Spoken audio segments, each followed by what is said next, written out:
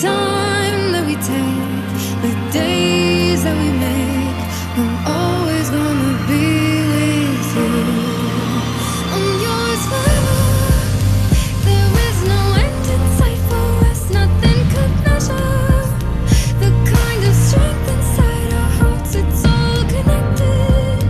We're all together in this love, don't you forget it.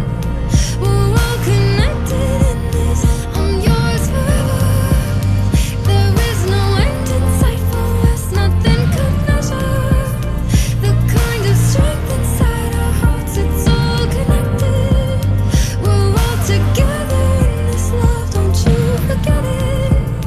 We're all connected in this love.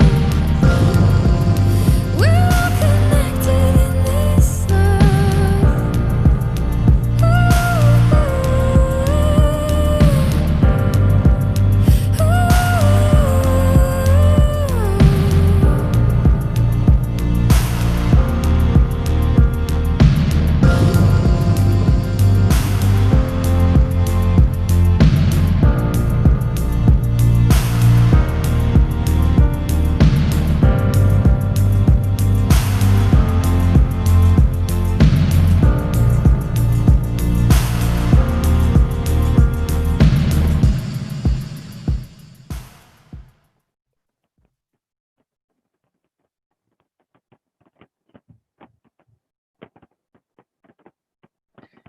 All right, all right, all right. Well, I hope I'm coming in loud and clear. Okay, well, thank you everybody for joining us on the 15th Nite Kansai, our third one online now. My name is Raymond Terhune, one of the organizers for Nite Kansai, and I'd like to introduce my other organizer, Katie. Hello everyone, my name is Katie. Yes, I'm Raymond's co-organizer, but Raymond really did all the work for this one, so yeah. I suppose there is an advantage of just sitting at your desk, just sending out emails, begging people to be part of. So that means when there's a problem, we know who to. Oh yeah, absolutely. Oh yeah, what are you gonna do though? I've saved, quarantined inside the Minecraft's looking sky there. Oh no, this is from Kingdom Hearts 3 actually. Ooh, I stand really? corrected. Yeah, Mr. Star Trek Next Generation picture behind you. That's signed by the entire bridge crew. I know, it's beautiful. It's very cool. It's gorgeous. I'm so jealous. I gotta see that sometime when it's safe to go to Tokyo. My credentials in this nerd thing will show very, very soon. Oh yes, yes. Oh, it's exciting. It's exciting. Okay, so without further ado, I'd like to kind of kick this off. Today we've got two fantastic speakers in two very different topics and subject matters, but in a sense quite appropriate for this day and age on both ends. So, Alex, are you ready? Can I kick off the introduction? Okay. Well, our first speaker up is Dr. Alexander Weiss, who is currently a visiting professor at Kyoto University. And when he's not at Kyodai, he is a senior lecturer in psychology at the University of Edinburgh. With his presentation title, Can Being Neurotic Be a Good Thing?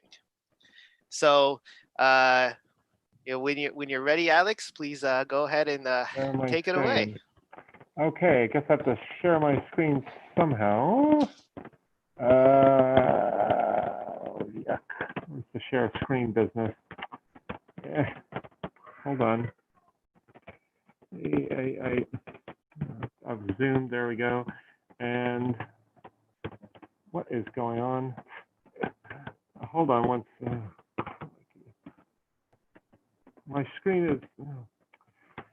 This is what happens when you don't have a keyboard. It becomes difficult. I think I'm just going to have to. I'm having trouble sharing my screen. It's not giving me the option. share my screen. I'm just not able to get into Zoom somehow. Aye.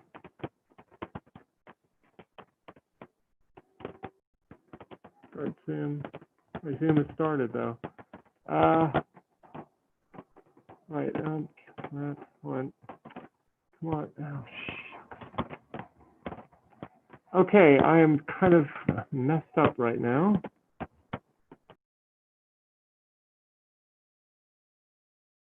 You're still muted there, Raymond. Yeah, and we've lost lost the Alex. speaker. We lost the speaker. No, so this is what happens when we run things online.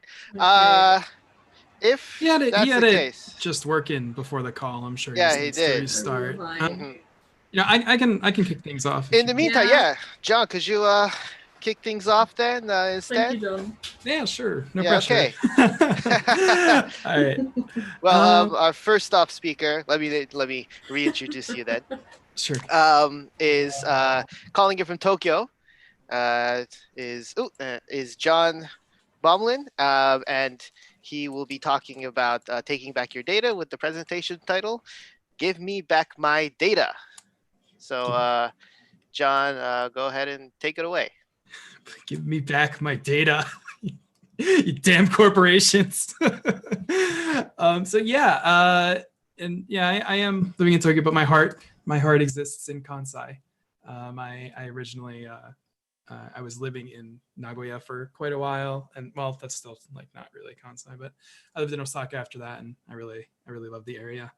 So thanks everyone for coming today, and thanks for really just taking an interest in. I've got something that says host disabled participant screen sharing. Thanks, Alex, for getting back. While we're working on your tech side, we'll get John to start speaking first, and then we'll work on yours next. Okay. Is that okay? Sure. Cool. Glad you guys get that worked out.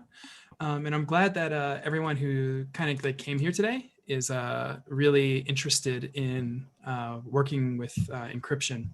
So the last talk that I gave for Nerd Night Tokyo 2 months ago, or about 2 months ago, was about Hong Kong and encrypted messaging. So how you can talk to people using encryption. And it's not always like the most convenient thing in the world.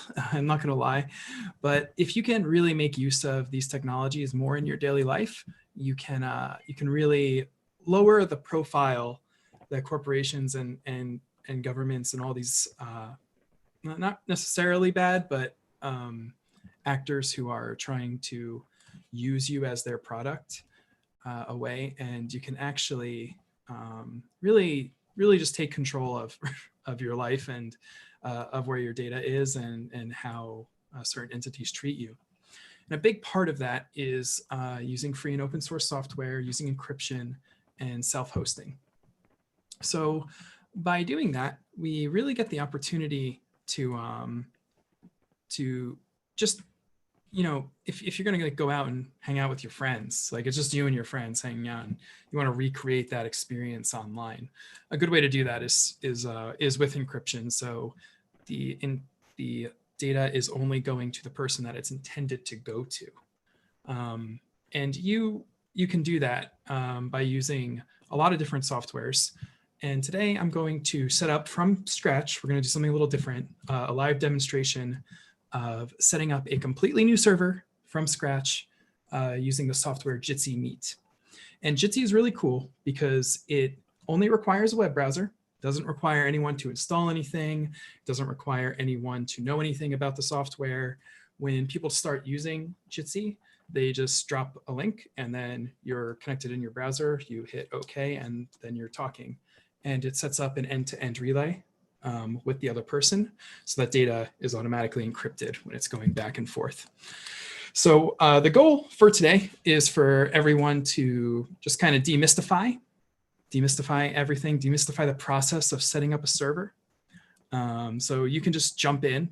You can come back into this video, and just tomorrow's Mountain Day in Japan. So if you have a day off, if you have really 20-ish minutes, as I'm going to attempt to do really fast, you can set up a server. So let's go ahead and do that right now.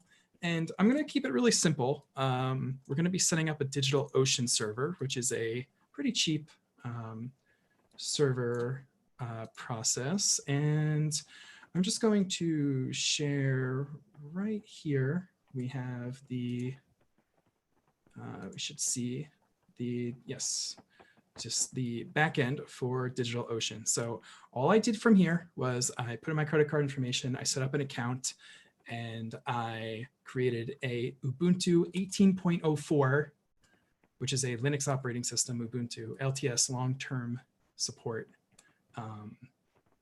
droplet. So I just started a server, and I'm just going to hit Launch Console right here. I'm going to switch that over.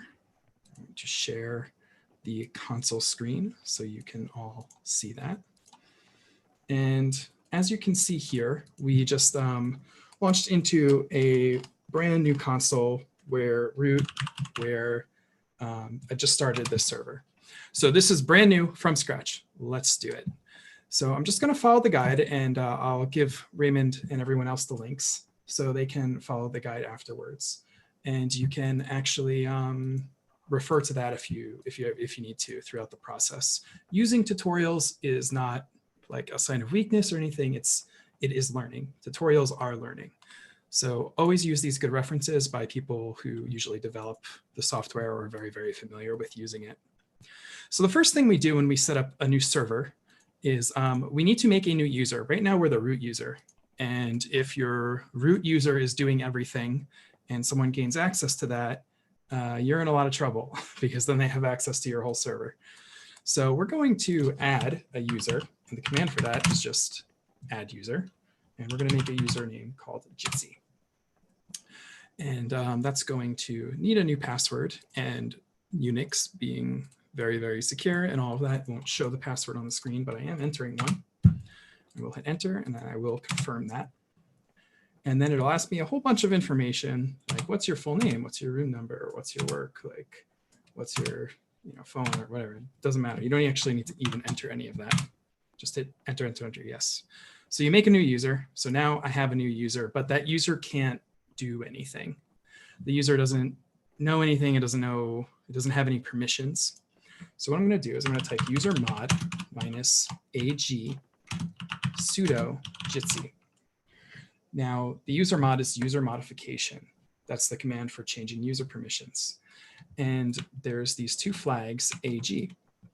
And if we ever don't know what those mean, we can just type man for manual on the user mod command, and we can figure out what the heck these flags mean. We see them in guides all the time, but they're really right there. So it's append for A, and then G, capital G for group. So I'm appending a group. So I'm appending a group to this user. So hit Q to exit that. It says that right on the screen for you. -ag, remaining a sudo super user do. I don't remember what the do stands for, but you'll get used to it. So super user do Jitsi. So now this is going to be a super user and be able to execute the commands we need it to execute.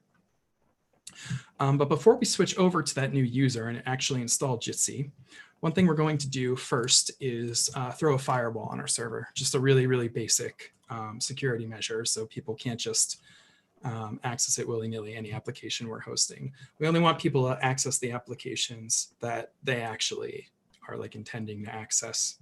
So what we're going to do here is we're going to type UFW app list, and it says the available applications, open SSH.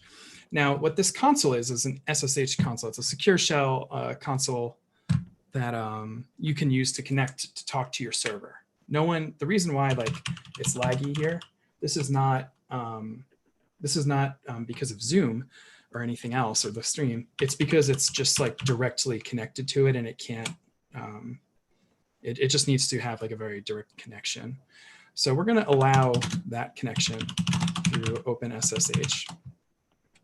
And normally you would set up keys or something, but we're just going to use a password for now, just to keep things simple. First project, enable that.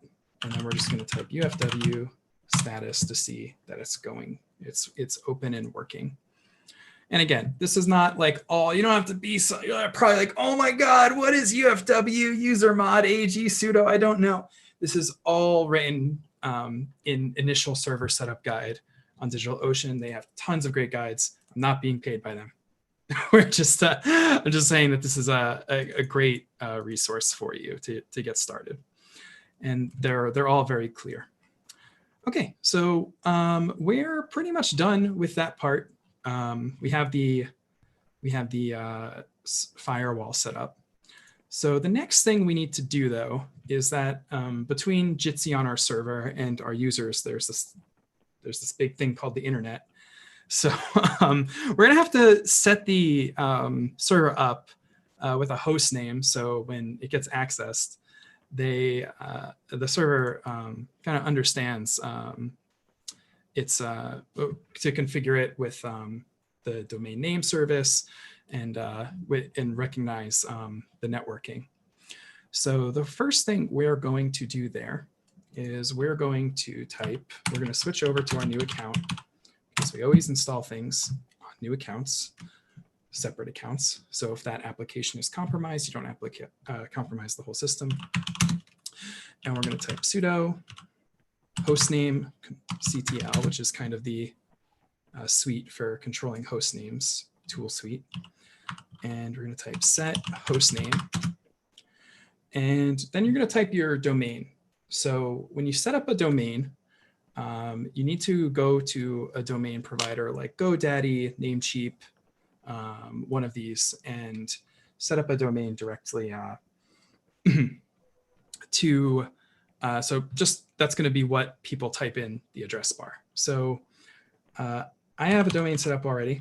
It's jitsi.nerdnite.xyz. And we're going to hope this works. I just registered it earlier today. It can take like a few hours sometimes for all the UN domain name servers to recognize like all of the internet connections to the different domains. So that does take a little while to propagate through all the servers. And if it doesn't work right away, that's all right. I have another demonstration, but this is the process that you're going to use regardless. And then it's going to ask for my password because I used one of those commands. I put in that password. And there you go. And it should have ran. And we can confirm that just by typing hostname. And there it is, jitsi.nerdnite.xyz. Perfect. Okay, so we're almost at the point where we want to actually install it. But we need to do one more thing for networking, which is tell our computer that this is actually our local host, that this isn't just something on the internet, but the loopback address to the local host is actually this. So what we're going to do is we're going to go down here, and localhost is already there, but we're going to type 127.0.0.1, and we're going to type jitsi.nerdnite.xyz. And this is just, again, telling your computer that to accept these local connections, that they're accepted on your internal network. And there you go. So we're gonna expand that firewall connection a little bit. As we did before, we set up the firewall, but we're going to open some more ports on the firewall for internet access, which is usually port 80 for normal HTTP, and port 443, and just going to use a couple other ones. Like, I guess, like, you remember those old games you used to play when you would have to like forward the port on your router or something, like when you played the pretty old video games back in the day? That's what we're doing right now. We're playing StarCraft. We're forwarding the ports for Jitsi's application, kind of, and we're really just making sure that this works. Except we're going to actually be using encryption and supporting Hong Kong, unlike Blizzard. So little jab there. But those are all the ports. So sudo UFW allow for each port and protocol. And those are just specific to Jitsi and a web server. So those are going to be different for every project you install. Some need them, some don't. But once those are all open, you can see it. They all say allow. We're good to go. So now let's actually install Jitsi. So the first thing we're going to do when we install a new software is make sure that the software we are downloading is actually the software that the developers are serving. So what happens if we have like 80 different host servers or whatever, people downloading this application over and over, and one of them puts like malicious code in it? We don't want that to happen, and the developers don't want that to happen. So what they do is they have keys that we can download to actually check that. You're going to wget the key, and that's just the address for the Jitsi key. And then we're going to type sudo apt key add .jitsi key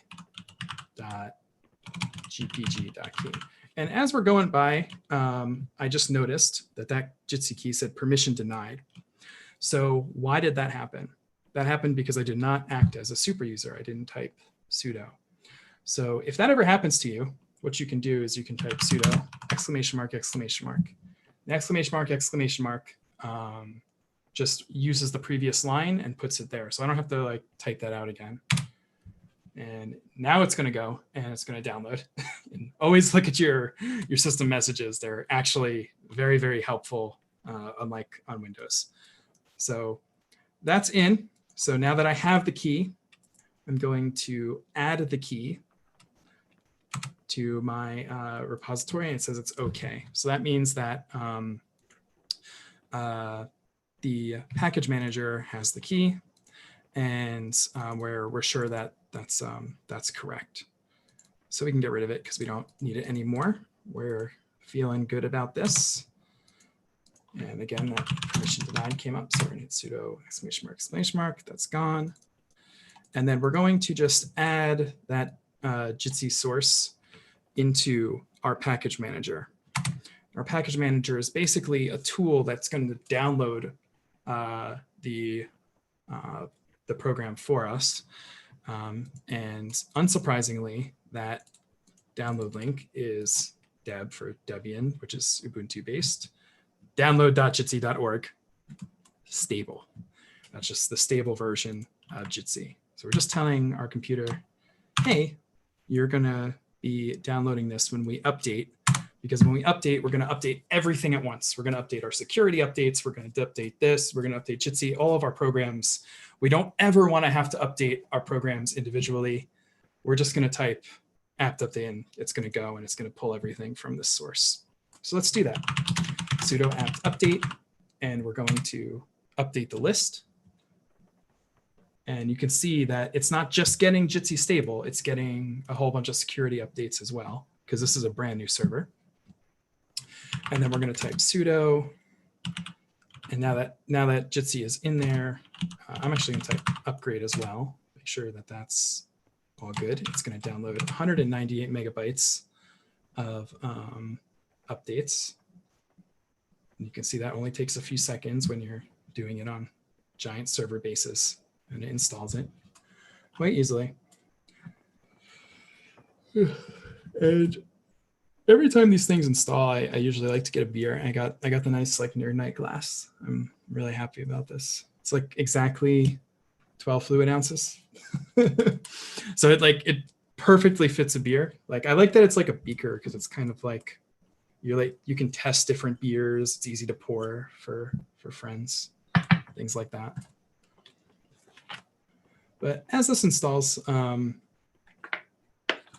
computer's doing a whole lot for you right now. And we're going to see that more in a script that we run in a few minutes.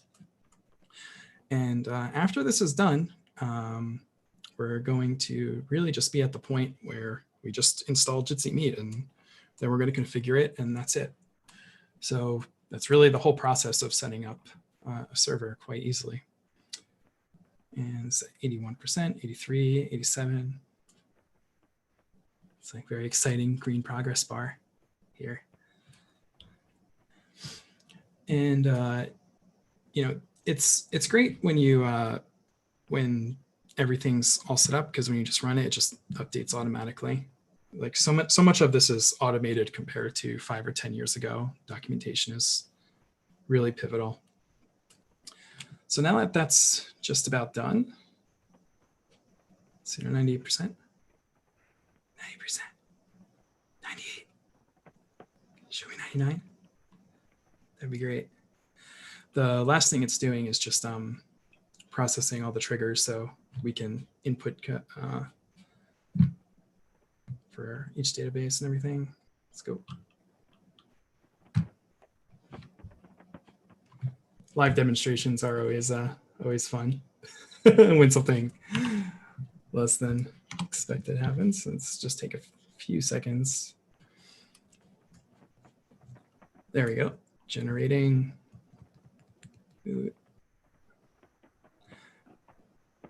Updating certificates, 99, and we're about done.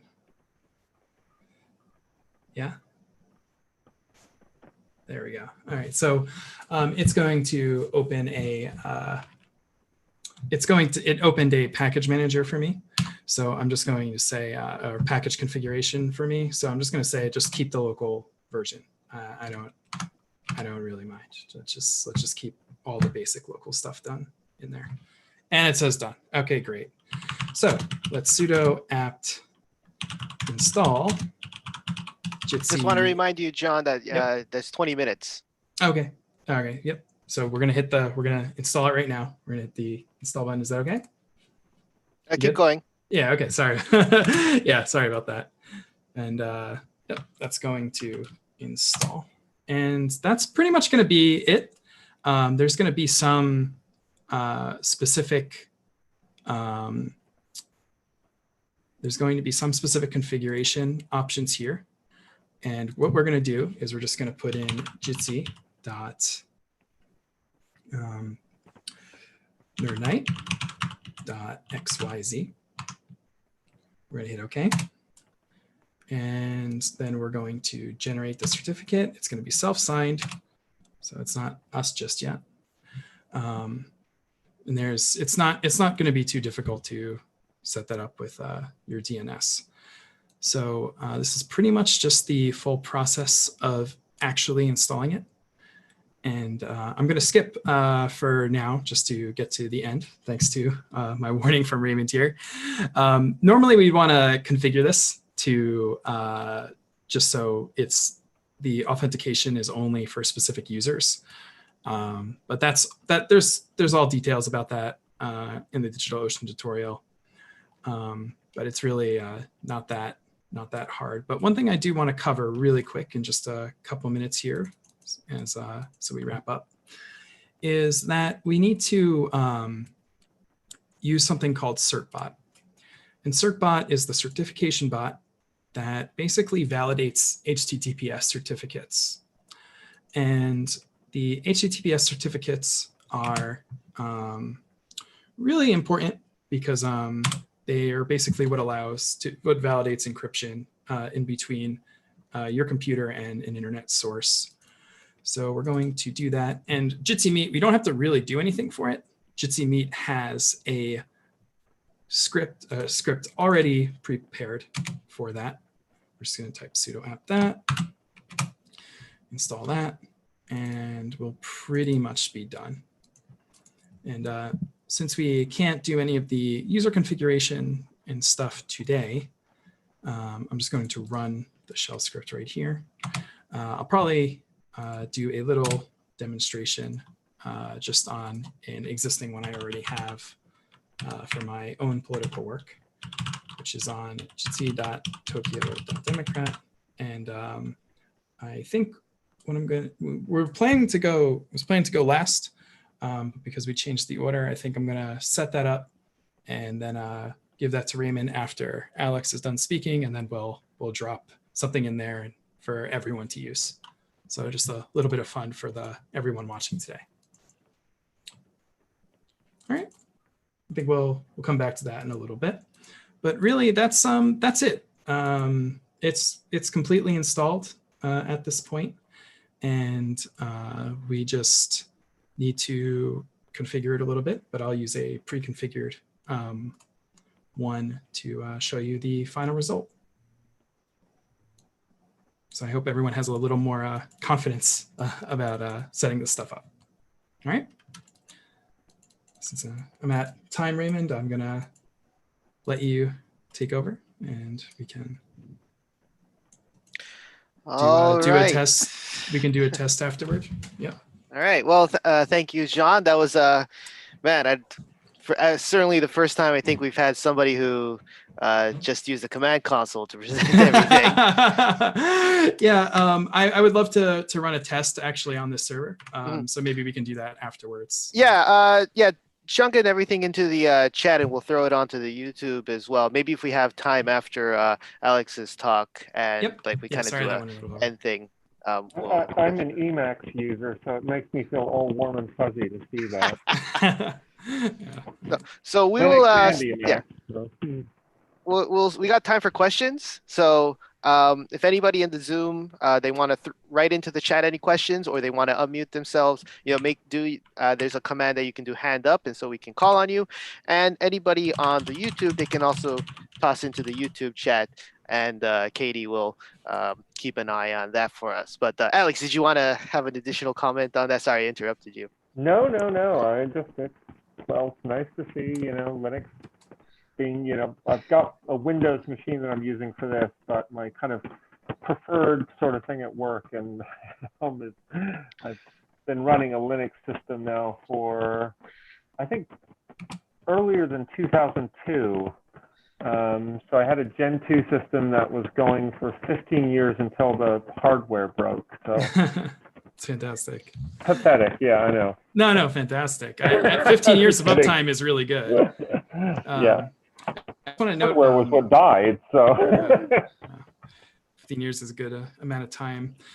Yeah, so I guess like the really fun part about this stuff is that you can run it on anything. If you have an old laptop that you're not using, you have a Raspberry Pi. You don't need to get a DigitalOcean server. You can run it off anything you want, as long as you have everything configured with your router properly. I did actually forget to throw in my email for that cert bot, but I just ran it again, and then I put my email in. So if but it's just always watch your console. The things it tells you are just like much more helpful than you would expect. I think a lot of us are pretty used to like growing up in this era, using Windows 98, 2000, ME, Vista, like all that stuff, and an error happens, and it's just like a box, or it's just like a RAM address, and you're like, it tells you nothing. But when you're using, the nice thing about this stuff is when you're using server consoles, like it actually tells you like what the error is, and it's quite easy to figure things out and search online, because if you're getting an error, someone else probably has already gotten that error and asked the question already. So it really is fun and easy to do, and I really encourage everyone to give it a shot. Do we have any questions from the Zoom participants or the YouTube comments? You just go ahead. While we're waiting for any kind of comment to come in, I had a question on that. I think this is the first time I've ever seen an actual server being set up like this, and you've gone through the motions really well, and we see it, but it still seems, I think there's a little bit more homework that I think like just even a normie like me would have to like go through. Would what you showed us, is that a good entry point to like start up, or is there like some kind of more user-friendly tool or activity that you can do that can actually kind of maybe even get you interested in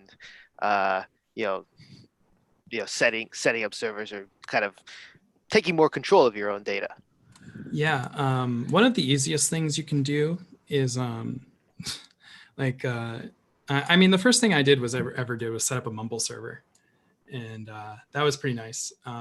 That it doesn't have like the encryption feature that Jitsi does, or the ease of use, because people need a client and then use that client. So I think the best thing you can start out with is just something that any end user can use, and then put the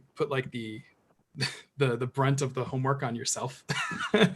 So when you do get it working, people can actually use it, and it feels a lot better. Like that reward is a lot higher. There are some basic things that you might want to use, like CD is change directory, LS to list out all the files in a folder, PWD is present working directory. There's some basic like Unix stuff, but you will pick it up as you do tutorials. Like I said at the start, tutorials are learning, and the stuff that I presented today, it was a little fast. We came up against time. But it will run as soon as it's configured and everything. It will run just fine once it's started up.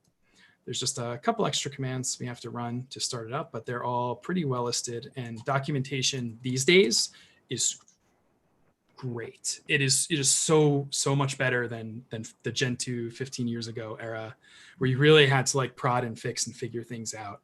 Like the documentation today is literally like start from zero. Do this, do this, do this, do this, do this. And the way you learn more is like, well, what does that do? Like user mod -ag sudo. Like, what does ag mean? And if you keep asking yourself like those questions and you keep figuring those out, then you'll pick it up very, very, very quickly. If you just want to like zoom to the one thing that you want to do, like the one application you want, you can just use the tutorial. But if you want to actually learn more, and as you run into problems and you Google those problems, then that's when you really start to become faster and more experienced at it. But I think Jitsi is a good, like, it won't take you 20 minutes. It'll probably take you 2 hours and a little bit of learning about DNS. But it can be a good first project, and pretty useful in today's era.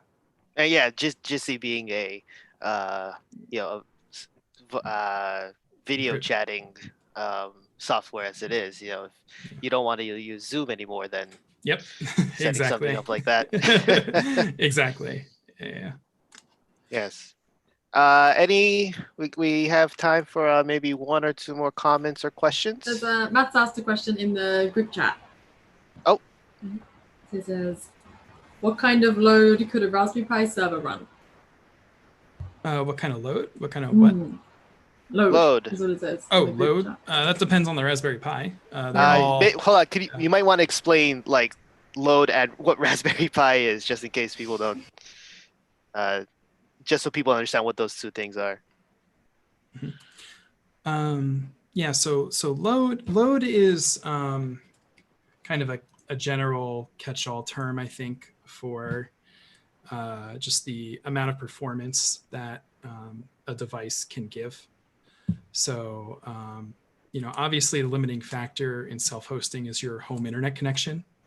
So if your home internet is like 10 Mbps, you're probably not going to be doing too good. But if you got gigabit internet, that's fantastic. And also power is like a good limiter. If you have like 4 or 5 computers hooked up, you're going to blow out your circuit breaker probably, as I have many times. So it really depends on what your home utilities allow you to do. But you can run a Mumble server off a Pi. You can run just quickly, yeah. What's a Raspberry Pi as well? Raspberry Pi is a completely self-dedicated computer that's on a chip that's this big. I have one. I'll go get one after Alex's talk maybe and show you. I have one sitting right over there, and it's basically a completely self-contained computer that you can just plug into your Ethernet and just plug in like an SD card, and you can run a whole computer off it and connect to it through your local network. So if you want to run a server that's on all the time, so because you turn your computer off at night, probably, unless you're me, but most people turn their computer off at night. You're running a server that people want to access, like a website or Minecraft or Mumble or Private Bin or Nextcloud or any of these open source alternatives to applications that we use every day, you want it always on and always available. So Raspberry Pi is a great tool. Fun. It's really fun do-it-yourself weekend stuff, honestly. All right. With that, I don't see any kind of comments coming from the live chat on YouTube. Can I ask a question? Oh. We got time. So like very, very normal low-level stuff. What would be the main purpose of wanting to set up your own server for video chat? Like, so end-to-end encryption, but like when is that necessary? I suppose when you have friends in Hong Kong. Okay. But I think it's good all the time because if you look at like Discord's like terms of service, for example, it basically says that like they own everything you talk about, and they've definitely like moved to a situation where they're really analyzing like through an algorithm everything you say and like recording it. Like it's in their terms of service, like, and they're like, oh yeah, we're gonna start moving to like recording what people type and doing analytics on that, and they'll call it like anonymous statistics and analytics, but they're like taking all of your data for their business use. So, you know, I would try to use it as much as possible, and the use case improves the easier it is. So if you have something, I love browser stuff. If it opens in a browser, I really like the application. And that's really possible with self-hosted stuff. Okay. Yeah, I think for me at least, I thought like for text chats, like if I'm using Facebook. Oh, chat IRC like server is easy. Yeah. But yeah, I always had the idea that if you're talking, if it's a video call or something, then they don't really listen in so much. Yeah. When you a Raspberry Pi might not be the best depending on your home connection for a video chat. I would definitely use a server for that. This is a $10. There's actually on the DigitalOcean page. I'll post this for you guys can share this with the YouTube chat because I was just referencing it throughout, and the initial server setup as well. Oh, you're sending it directly to me, and it's not onto the everyone. Yeah. I can, if you can post it in the. Oh, yep. Yeah. Thanks. They have like a nice table that's like, hey, how much load can you get for like this kind of server, and like based on how much bandwidth you have, and then you can adjust. Like for a $10 server, you can probably keep like under, like I'd say like 10 people pretty easily on this application for video conferencing. And if you want to go like up, like there's like a point where, you know, and you know, all these different applications, they have different service purposes, uses, features, depends on what you want. Working on the back end is fun because you don't have to like worry about how things look.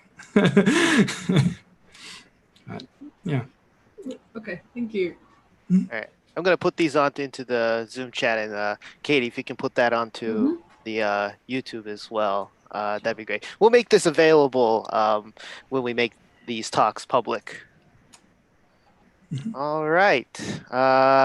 Well, I think that's a good place to finish up with John's talk. And any kind of lingering questions, you know, we'll keep an eye on everything. So if you got any more stuff or any comments on all of this, please keep them coming. But for the time being, we will take a 5 to 10 minute break. Depends on how long it takes me to fill up my glass again, my Nerd Night glass. And we'll see you soon. Thank you, John. Thanks, guys. And I hope you're feeling a little more confident that it's like not that hard to just type things in and get going. You said what, 2 hours? I think the first time I did it, it took me about an hour and 20 minutes, and I had 3 or 4 projects under my belt at that point. So yeah, probably about 2 hours. I hope. All right. And yeah, next up after the break, we'll be coming on with Alex's talk. All right, let me just see if I can go into our.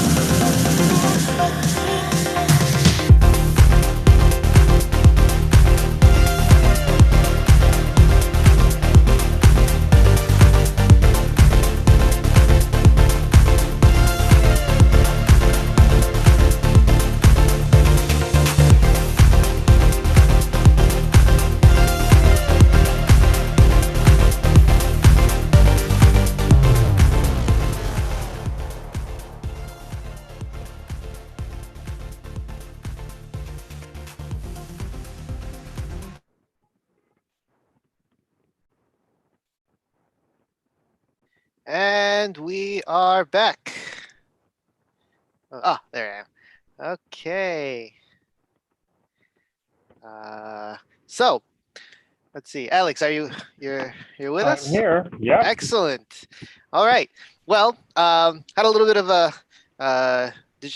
little hiccup there in the beginning, but now I hope we can get on with Alex's talk, which honestly, there's might be some personal stake to a lot of people who are a little bit, worried about current pandemic and current climate and everything.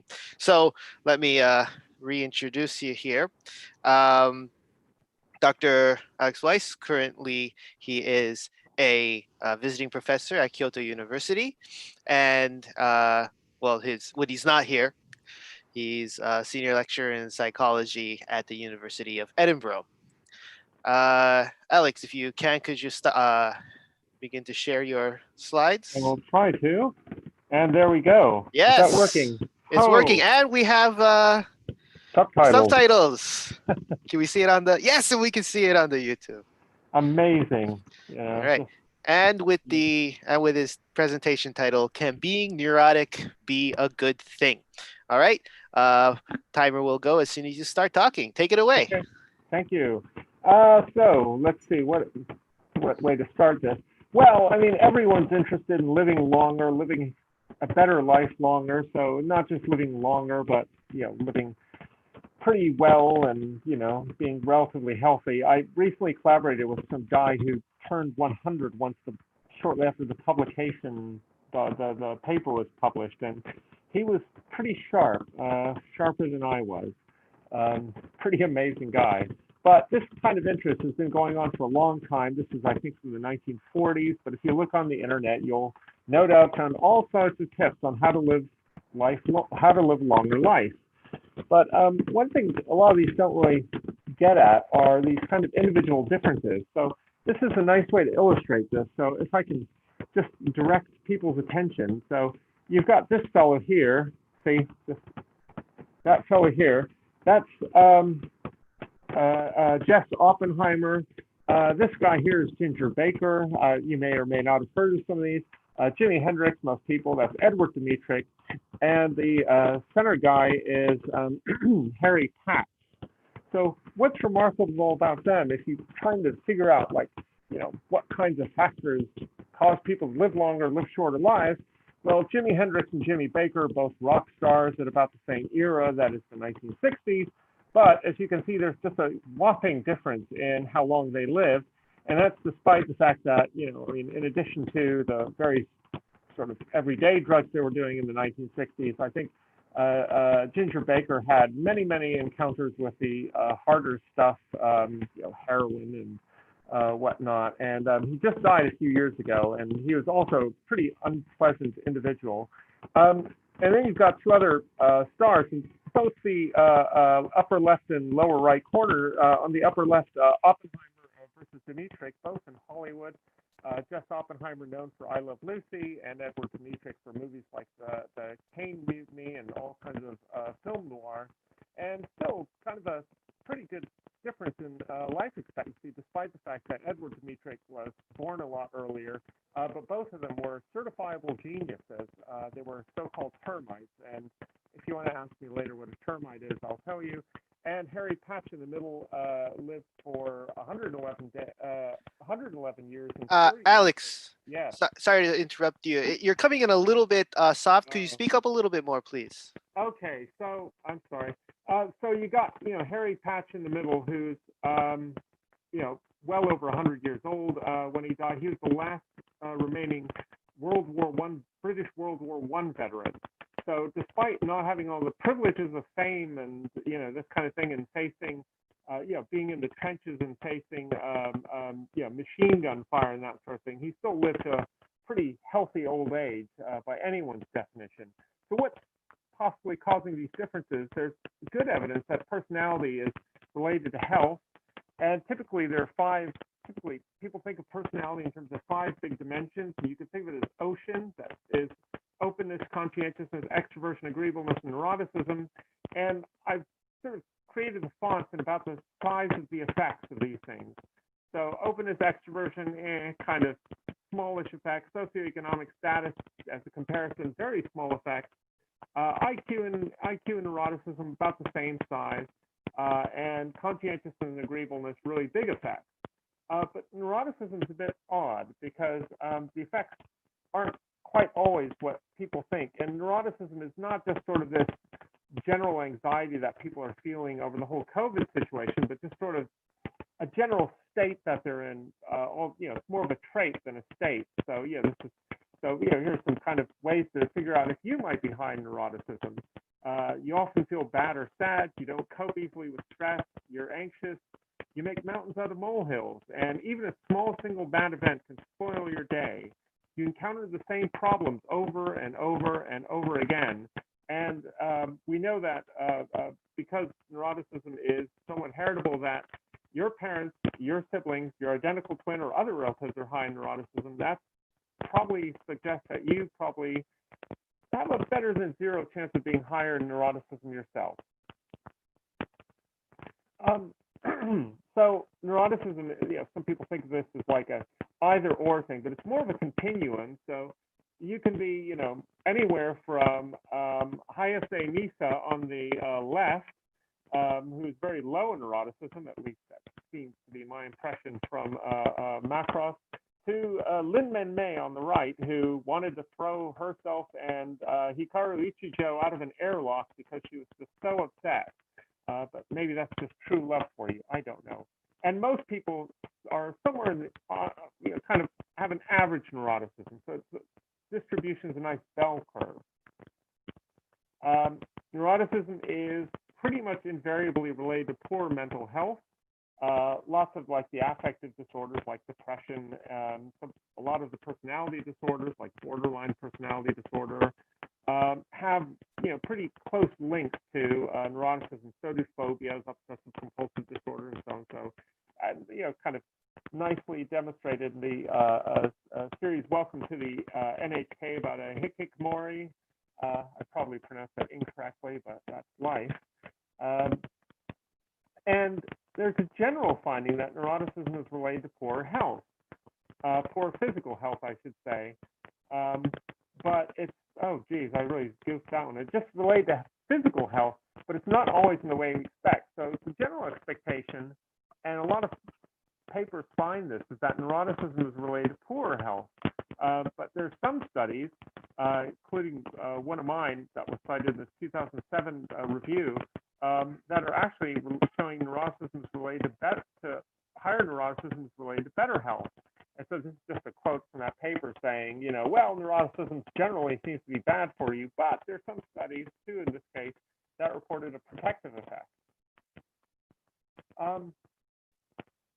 And another thing that might indicate that you're high in neuroticism is that you go to the doctor because of bodily experiences and sensations. So you feel a little twinge one day. You maybe something just kind of changes in your sort of daily rhythm, or you're going to the bathroom at some odd hour that you normally don't go to the bathroom in, or you go to the bathroom more and you think something's wrong. You might be worried, whereas people low in neuroticism don't get worried about these things. And these people go to the doctors and mostly it's nothing, but maybe sometimes it is something. So kind of this going to the bathroom thing that kind of ties into a symptom of type 2 diabetes. And a former PhD student of mine, Eva Chukic, and I looked at this. And here we have just kind of a roundabout picture of what we found. So you have on the left, the blue thing is kind of like type 2 diabetes, and you see some overlap, which indicates a relationship. So type 2 diabetes is related to depression, right? So people who are depressed, so these pluses here, people who are depressed are at greater risk of type 2 diabetes and all kinds of other bad things. Like major depression is not a good thing. And of course, neuroticism and depression share overlap as well. But you'll notice here where this arrow is pointing, this little area here, this green area, is, you can think of this is like the part of neuroticism that's not related to depression. And maybe that's kind of a part of neuroticism that's a good thing. And we found that when you kind of take away that depression part of neuroticism, diabetes is actually more related to low neuroticism rather than high neuroticism. Okay, and these aren't huge effects. It's not like, you're high neuroticism, you'll get diabetes. You're just a greater risk. Some studies, including the one that was mentioned in the 2007 review, found that neuroticism is related to longer life. There's one Australian study by Corton et al. These are community-dwelling adults, all pretty old. A study of me by myself and others on 1,076 community-dwelling adults, and all the ones in this study, by the way, the Weiss et al. Study, these were all people who were pretty low in terms of socioeconomic status. Most of them had some serious medical conditions, and still neuroticism in these individuals was related to living longer. And then there's another study I did on Vietnam-era veterans who are between the ages of 31 and 48, also showing some effect that an association between higher neuroticism and lower mortality. So along comes this paper in 2009, kind of why are some of these studies finding neuroticism is good for you while other studies show it's bad for you?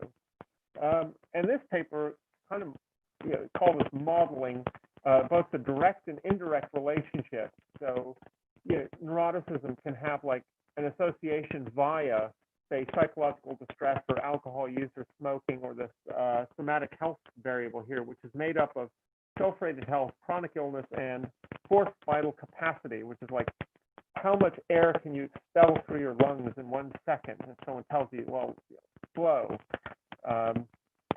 And what this study found was that all these pathways, these indirect pathways that I've highlighted in red, like this one here through psychological distress, or this one through somatic health, all of these pathways are related to increased risk. So neuroticism has, is related to increased risk of mortality because it's related to psychological distress, which probably includes things like depression. But this direct effect, just kind of neuroticism by itself, not via smoking, not somatic health, that's actually related to reduced risk. Okay. So we thought, we looked through these studies, and all of them had this kind of self-rated health variable in common. That was kind of the thing that set apart the studies that found neuroticism was protective, and the studies that found that neuroticism was not that neuroticism was bad for you. And this is these kinds of popular questions to ask because it's actually pretty strongly related to length of life. And that's just, in general, how would you rate your overall health? Single question gives you a good indication of how long, what your risk of dying is over the next couple of years. And this study was using used UK Biobank, which is something like over 300,000 participants, so lots and lots and lots of power to detect effects. And what we found is that when we accounted for the self-rated health variable, neuroticism was related to lower mortality. When we didn't, so we just looked at neuroticism but didn't include self-rated health, neuroticism was related to greater risk. So, that's pretty interesting, right? That's kind of suggesting that that variable is kind of the key as to why, something about the aspects of neuroticism captured by self-rated health is bad, and what's left over, if you will, is good stuff. So we wanted to look at what that part of neuroticism was. And I'm not going to go into factor analysis. And I was thinking, is there a way I could communicate, what factor analysis and bifactor rotation is, and within 2 minutes to a general audience or even a specialized audience? The answer is absolutely not. But factor analysis is just generally a way that we can sort of find out what items, say, in a scale, or what behaviors are going together more than the other ones. And we found evidence for 2 of these facets in this neuroticism scale used in Biobank. One was anxious/tense, that we labeled it. these people, they call themselves nervous people. They think of themselves as tense or highly strung, and they suffer from nerves. The scale was developed in the 1960s or something, so forgive the slightly anachronistic language. There's an even older scale that's has even better kind of anachronistic language in it. And then there's worried vulnerable. And that's, are your feelings hurt? Are you a worrier? Do you worry too long after an embarrassing experience, like, I don't know, screwing up the share screen thing when you're supposed to give a talk? And are you often troubled by guilt? And that's actually, we found that was protective against all kinds, sort of various different kinds of mortality, except for death from external causes. So when you're talking about cancer death, respiratory disease death, cardiovascular death, and all-cause mortality, it's protective. Absolutely no effect on like whether you're going to be, I don't know, murdered or die in an accident, so-called external causes. And sort of what you think about as neuroticism is this area of overlap where these two sorts of different facets or aspects of neuroticism share a variation in common. Okay. And we also looked at genetic correlations in a later study, so you can kind of like assess, and Biobank is good for this because lots and lots of participants make it possible to detect these teeny tiny genetic effects, really, really small. So you got lots of participants, and so we found evidence for some genes related to anxious tense, and some genes related to worried vulnerable, and some genes related to this general neuroticism factor. And then we can ask, are the genes for, say, each of these different bits of neuroticism and the general factor, do they overlap? Are they shared with, are they the same genes that are related to various health outcomes? Okay? And what you can see, so anything in green is saying that this is like related to like, this is a positive association, okay? So, longevity, in green means that worried vulnerable is related to living longer or parents' age of death. Anything red is a negative effect. And depending on how dark it is, that's kind of a stronger effect. And if you just look through this, you can see in most cases, the worried vulnerable and the anxious tension bits of neuroticism are kind of, here we have them in green, green, but general neuroticism has like an opposite effect. It's in red, in the opposite direction. And here you see the worry and vulnerability and anxious tense are related to kind of better cardiovascular health, the exception being blood pressure, which is also related to being anxious and tense, not surprisingly. But the direction of the effect. Alex, it's a little bit hard to see your cursor. Could you circle it, please? I'm sorry. I'm sorry. So if you look here, this is cardiovascular disease, okay? And you see here, for worried vulnerable, it's all related, worried vulnerable is related to lower levels of coronary artery disease, lower diastolic blood pressure, lower systolic blood pressure. But look at this.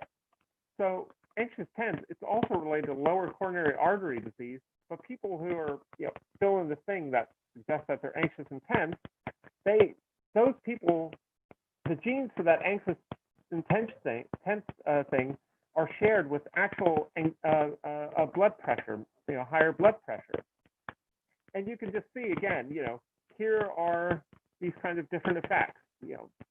These bits of neuroticism related to better cognitive functioning or better SES, better longevity results, whereas that general factor, that overlapping bit, is related to poor elements. The only place where that really doesn't happen for the most part is mental health, okay? So even if you have the kind of good bits of neuroticism for physical health, it's still like not very good for your mental health. And so you kind of just go through this, but you can see that there's these opposite effects. So some aspects of neuroticism are good for you, being worried and vulnerable, and that general factor is not necessarily good for you. Okay, so I'm just going to jump to conclusions, and I don't like very wordy slides, so you'll forgive me for just blabbing on. conclusions are that, it's probably, if you want to think of a mechanism that, this is just, this is just kind of, are pondering what this means, right? We haven't tested whether this is the case directly, but this is just, kind of one possible way that what might be going on is people who are worried and vulnerable may just go to the doctor a lot and catch things, okay? And like here in Japan, I noticed, because I go to the doctor and things, they test you for everything all the time, and people are tested very, very regularly, and that probably, well, it probably causes some like false positives, but it may catch things like cancer or heart disease in the early stages. And the other really interesting thing is kind of for an evolutionary explanation, like why is there variation in neuroticism? Why aren't we all just like at the optimal level of neuroticism? Say if the optimal level of neuroticism was a 3 on a 7-point scale, why aren't we all like that, right? Because you'd expect, like, people who have suboptimal neuroticism, whether too high or too low, would get left out of the gene pool. Well, if neuroticism has these multiple effects, some good and some bad, bad on mental health and good in some ways in physical health and bad in some ways in physical health, that might explain how that, people are still able, there's still variation in the population. And as with all things, I've got kind of acknowledgments here, and thanks a lot to Ray for setting this up. But just thanking my hosts at the WRC, including Miho Moriyama, thanking Tetsuro Matsuzawa and Tomoko Kurihara, the latter of whom has helped with getting set up living in Japan and exiting Japan, and some colleagues of mine like Paul Costa and Ian Deary, David Hill and Eva Chukic, who helped with these studies or were part of these studies, and funding from that Ian got for a lot of the UK Biobank studies. And I think that's my slide. So I think there's time for questions, or maybe I'm wrong. I don't know. That was just 20 minutes. So thank you very much. Okay. Thank you, Alex, for the great and informative talk. Now we have room for questions. So if you're on the YouTube, please write down in the chat, or if you're joining us on Zoom, go ahead, either write in the chat, or you can use the hand up signal, and we can unmute you and pick. So while we're waiting for the question to come up, I actually have one on this. So you're working at the WRC, the Wildlife Research Center, at Kyoto University. It doesn't seem like, Kyoto University doesn't have a psych department per se. But so what is your work now at WRC then? Working with animals themselves? Yeah, well, not my main, but I've got two sets of research interests. In general, personality psychology. Oh dear. Sorry, could you turn your video back on? How did I turn it off in the first place? Sorry, I accidentally turned it off. I wanted to change the slide sharing. Start my video. Hold on. Okay, you're back. I'll just kill my share. There we go. Thank you. So I study personality, but I study it in humans and I study it in animals. I started studying personality in animals before I started studying it in humans. The fun thing being, I've never taken a course in personality in my life for whatever reason. Because before I started in personality, I wanted nothing to do with the study of personality. It's a long, boring story, but it's just kind of my. I was mainly interested in animal learning, and I just wound up falling into the personality thing, and it's pretty good stuff.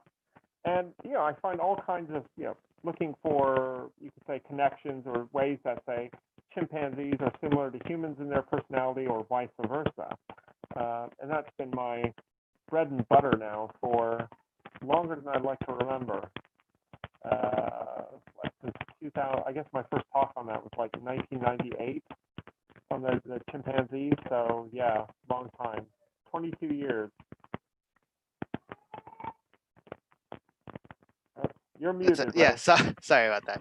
That's a long time studying personality. So, well, then we were talking about neuroticism. Then, like, do you see the signs of neuroticism in the animal kingdom? Are there certain animal species that are more like appear to be more like that, or does it It's not. depend? Yeah, I wouldn't say it's hard. It's always hard to compare species and like how high or low a species is on something, right? Like make a direct comparison.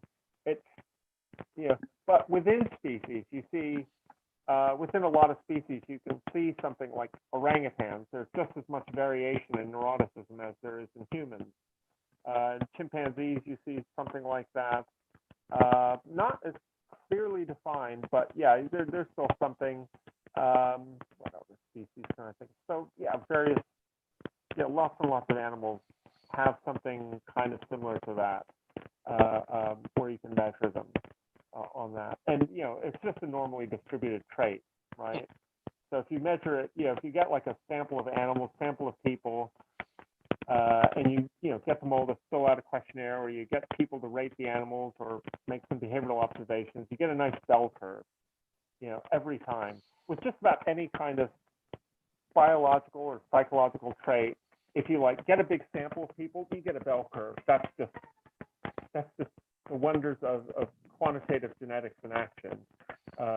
Just basically the roll of the dice. So Then is that more in line with like social animals, that like animals that live in groups, or does that change then if they have if in more solitary animals?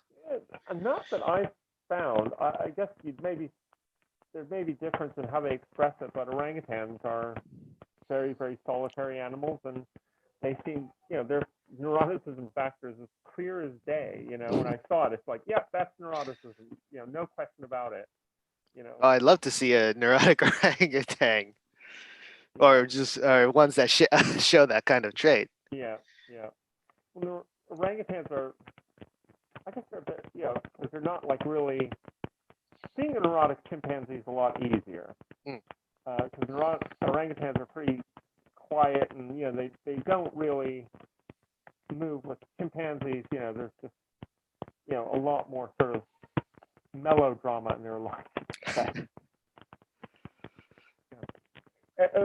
A really good book, and it's not really about personality, but it's just a great book about chimpanzees in general. Is called Chimpanzee Politics by Franz de Waal. Anything by Jane Goodall on her early stuff about zombie is great too. But Chimpanzee Politics is just, you read it and you think you're like, that you're like, just thinking about a bunch of humans interacting with each other. So, yeah. Oh, there it is. Chimpanzee Politics by Franz de Waal. Yeah. Excellent. I'll put that in the chat in Okay. case anybody wants to take a look at it. Yeah. Questions from the audience, or from Katie? Honestly, I could just keep asking questions from this. Yeah, there's nothing on the YouTube right now, but I was wondering about the studies that you mentioned. So like, how did you collect this data from people? Oh, well, like a biobank and all these, it's just somebody goes out. These are most of these studies are essentially existing databases. So UK Biobank, people just pay X amount of money to access UK Biobank. There's some like the Vietnam veterans that's like just freely available. Oh, okay. And there's other like if you ever want to like kind of do like amateur, like learn statistics and do like amateur data analysis, there's so much data out there that you can analyze. You just go to like I think it's ICPSR, and you can like just kind of like search for any kind of like trait or like health type thing, and they'll throw up like a zillion, not a zillion, but just a bunch of like data sets that you could just download for free and just start analyzing. Wow, so it's just already there. You don't have to do any of the data collection work. No. And the thing is, it's really good to use these data sets, right? Because like grant money paid for them, and they've collected more data than you could probably ever collect on your own. Oh, interesting. Thank you. You said there was a question from the chat, or? Not right now. Okay. Yeah, I'm not seeing anything right now. How about our participants in Zoom? I have a question, if you don't Yeah, mind. John, go ahead. Yeah, I just wanted to ask. So I saw you definitely had some NHK there. Welcome to the NHK there at the start of your presentation. I was wondering. I guess just anthropologically, like I just see a lot more of entertainment and a lot more kind of analysis of these things from like Japanese entertainment and anime especially. I was wondering if there was any like if there's anything in your, I mean, I just think it's so interesting that this like really write about, like really actually make shows about that. Like you see it in the US with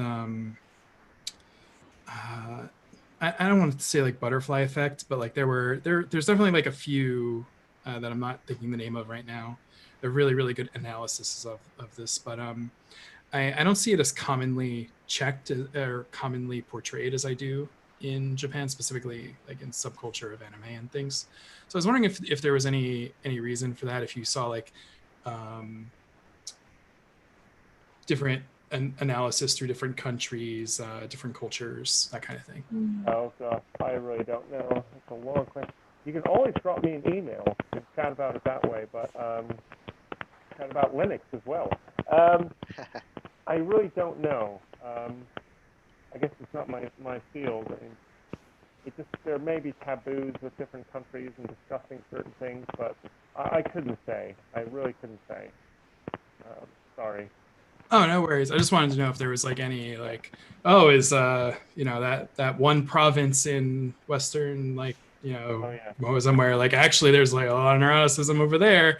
Well, okay, well, some people have done that with like the UK and the United States. That makes sense to me.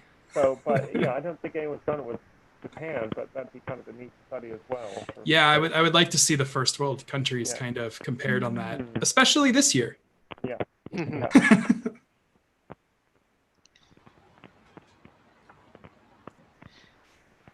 I actually have one more question if we have time. Is it okay, Raymond? Or If are we time's up? Honestly, yeah, we got enough for one or two more questions, and since the floor is open, nobody's commenting. So, like, honestly, like, have at it. So I've been reading a book called Sex at Dawn recently, which is about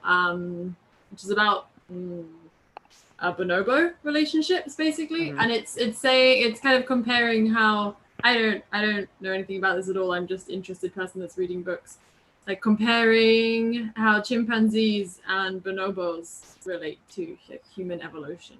And the authors of this book basically say that like you can draw some big comparisons, and in some ways maybe looking at bonobos is more accurate, or like there's some parts that we're missing if we just look at chimpanzees for like a human connections with human nature. Have you heard about this?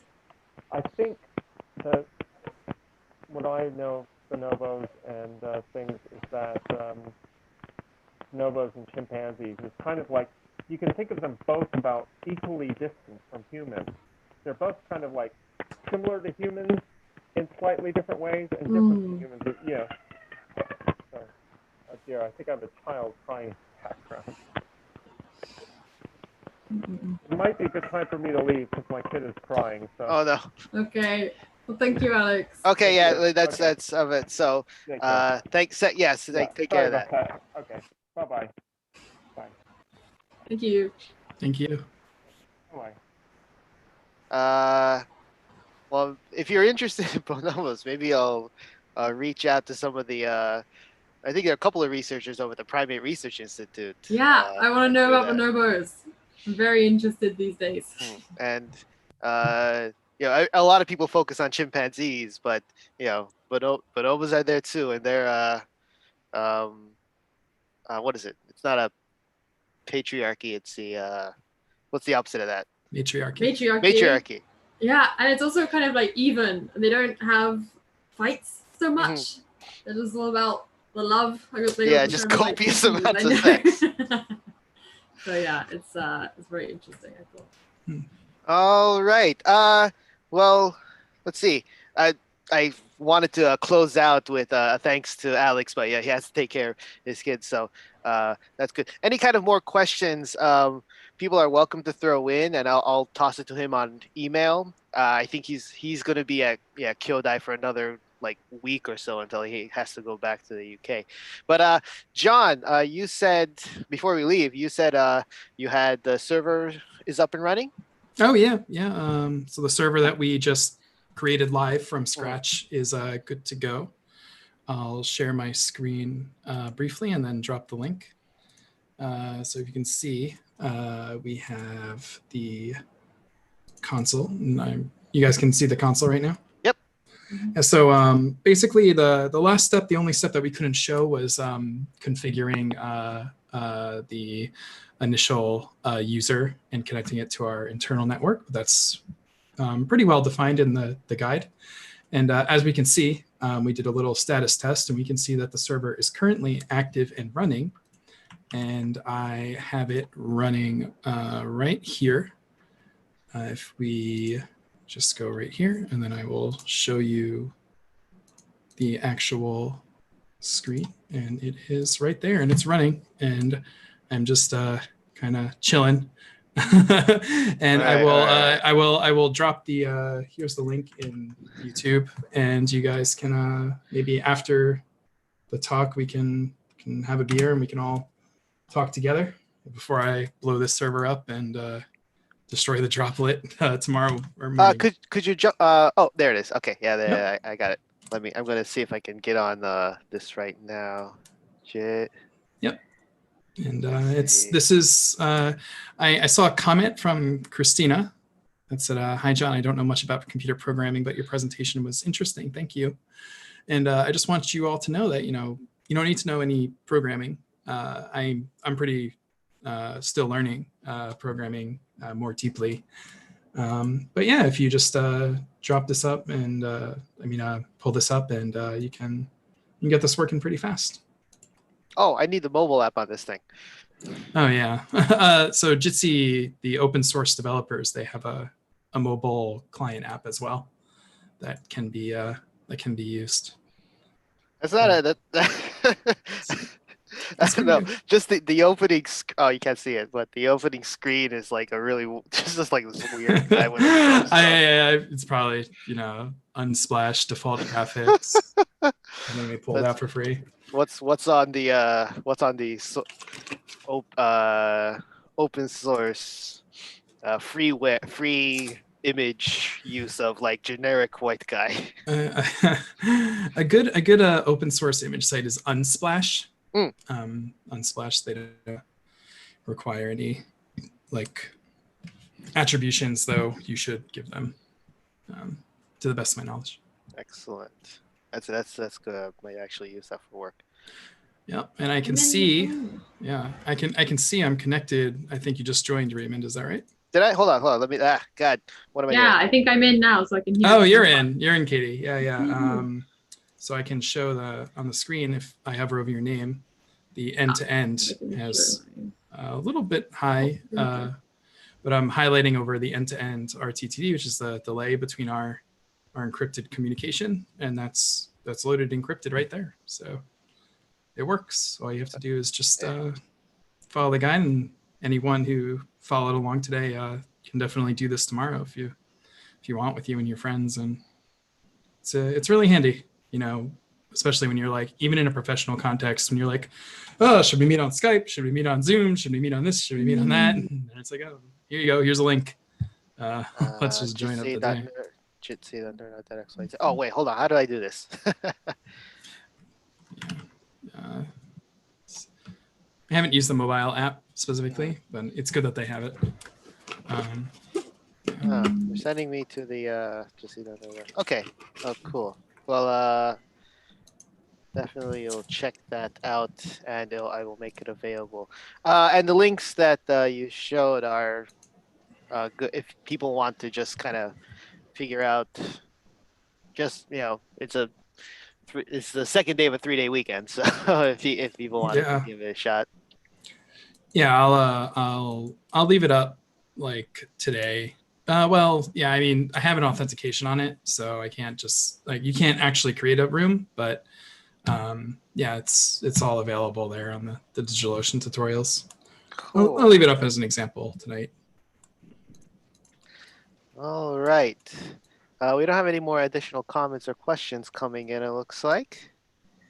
So, yeah, I think with that, we can bring our talk to a close here.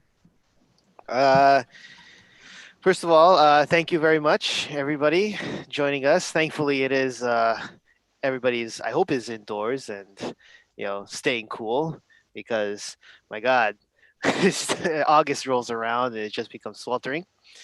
We will try to keep continuing doing Nerd Night. We hope to do another event in September and then October, and yeah, and so please check our website, the Facebook, the Twitter, for any of the new information that you might, if you want to join. We'll probably be doing it online again.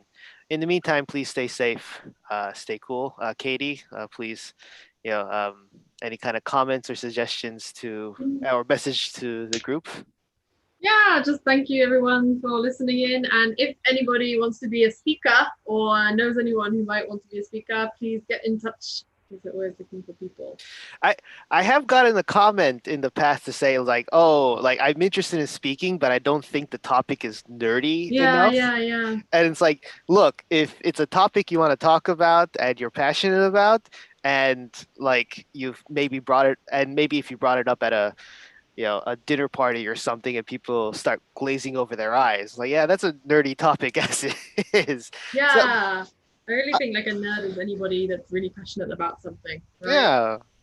I mean, we just had an entire talk where it doesn't even have to be a PowerPoint. If we just had a console command thing just go through for 20 minutes. It was great. Yeah. And so yes, please reach out to us for any kind of, if you are interested. And it's a good start to actually see one of these and participate in it. And it's all good, and it's all good fun. Okay. All right. Should we finish up then? Yep. Okay, we're good. Well, thank you very much, everyone. Thanks, Katie, for taking care of the YouTube. Yeah, thank you for doing everything else. And thank you very much for our participants, John, for our speakers, John and Alex, and everybody who joined us on both Zoom and on the YouTube. Okay, we'll see you next time then. Stay cool, stay frosty. All right, bye-bye. Bye.